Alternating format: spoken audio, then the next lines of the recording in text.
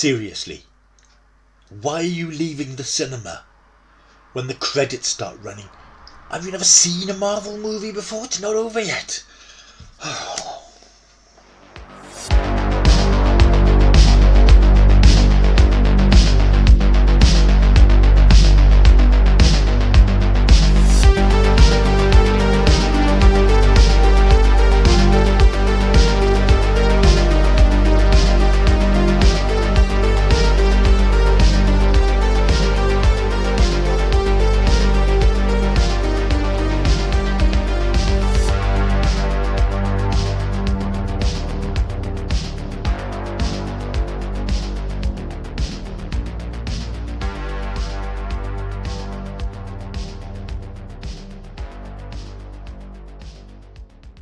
Black Widow is the latest title from the Marvel Cinematic Universe, the first new MCU film in an incredible 2 years. I only realised this week that the last MCU film, Spider-Man Far From Home, came out 2 years ago. For some reason I thought it came out October, November, but I realised with some shock that it was 2 years ago. So it's been a long wait. This was directed by Kate Shortland, written by Eric Pearson, and of course it stars Scarlett Johansson as Natasha Romanoff, the Black Widow, Florence Pugh, David Harbour, Rachel Weisz, and our own Ray Winston as the nasty bad guy Draco.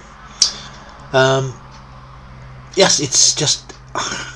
there's something wonderful about seeing Marvel films in the cinema. I got them all on 4K, I'm sure most of you have, but seeing them in the cinema works. It's where they're meant to be.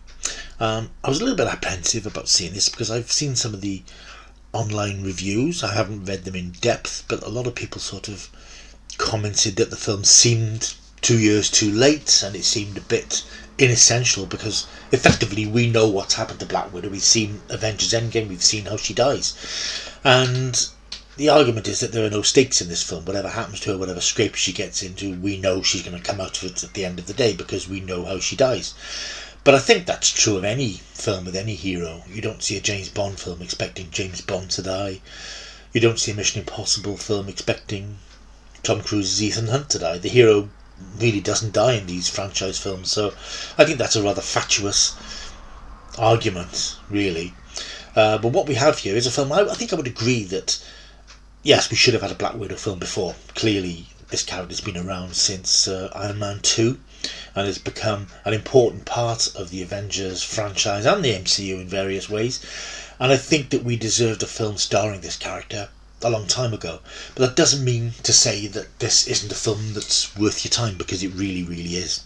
And the main thing is that it's just nice to be back in the cinema watching a Marvel film. This delivers everything you expect from a Marvel film. It delivers the spectacle, the incredible action sequences, the slightly bloated CGI finale, I suppose, a real boo-hiss villain, some nice moments of levity and humour, particularly from David Harbour's character, and it creates a story that you can get involved with and become interested in ways that I haven't been able to, and I'll be honest here, with Loki on Disney Plus, which is leaving me cold, I have to say. 5 episodes in, I've just actually watched the 5th episode, and I'm a bit sort of meh about it all, because I think at the end of the day I prefer my superhero stories and my fantasy stories a bit more grounded. I prefer them on Earth, in the modern day, in recognisable landscapes.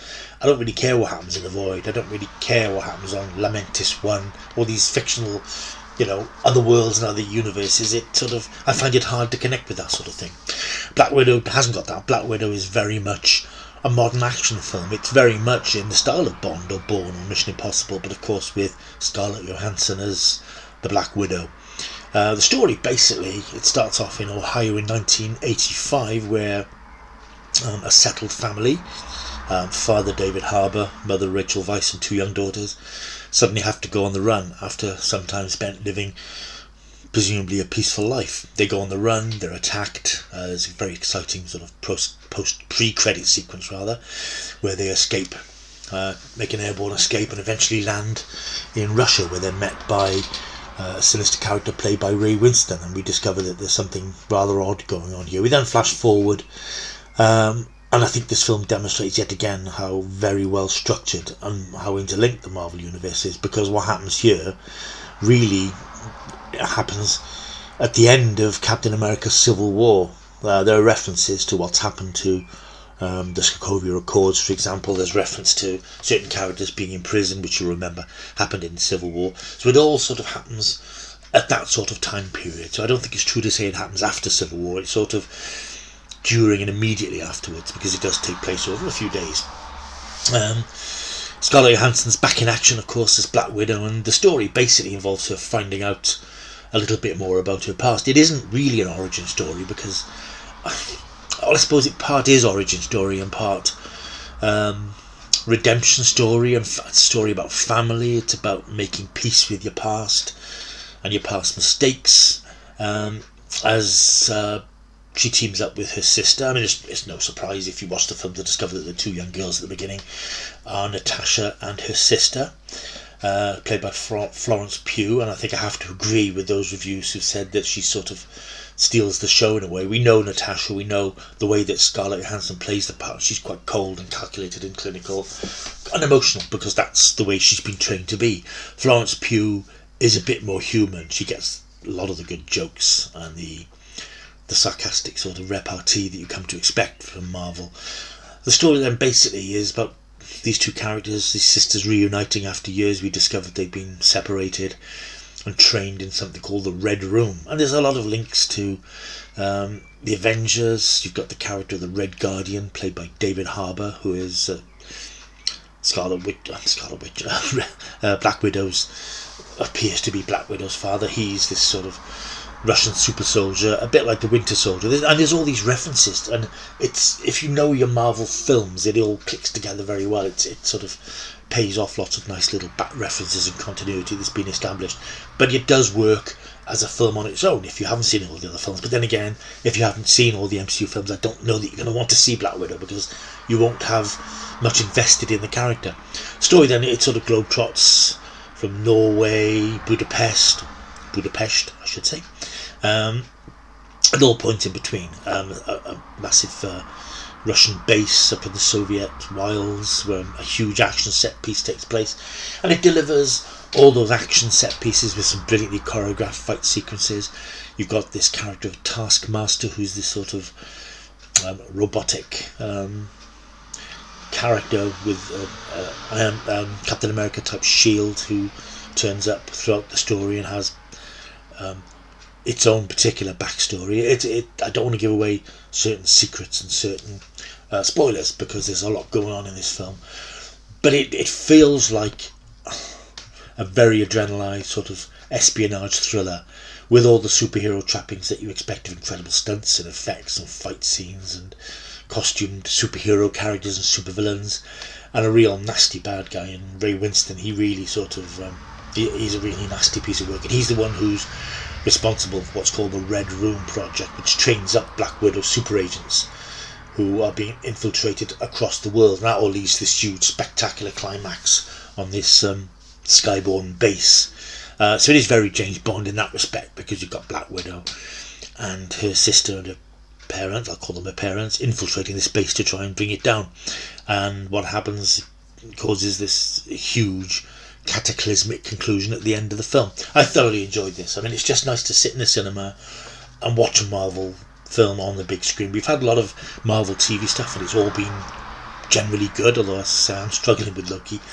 But the MCU is the MCU, and on the big screen it just blows you away. It's just great to hear that Marvel rallying call, if you like, on the big screen before the film started.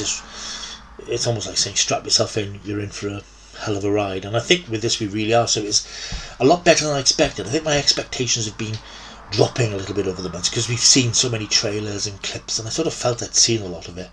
But of course, you've seen highlights of it. You haven't seen the intricacies of the story. And I thought several times watching this of the most recent female superhero film we had, the fairly disastrous Wonder Woman 1984. And again, this sort of highlights the chasm that exists between DC, who are so hit and miss, and Marvel, who just, direct hit after direct hit. It's not perfect. I mean, I suppose there are issues to say that, we should have had this film before. I think the character did deserve it, but hey, we've got what we've got. It's not up there with the likes of Civil War and Infinity War. but it's very, very, very much sort of top middle tier of the Marvel universe. If you count things like the Ant-Man films, which I adore, a couple of the Thor films, which are in the middle rank, sits comfortably with them. And it's supposed to be. It's not a big epic turning point story. It's a nice little nod back to a character who's no longer with us in the Marvel Cinematic Universe. It squares the circle and fills in bits about her past that we didn't know, and I think that's quite useful. And it is a shame we didn't get this 4 or 5 years ago, but we didn't. We got it now, and I'm more than happy with it, and I think you will be too. I'm not going to spoil the post-credit sequence for you.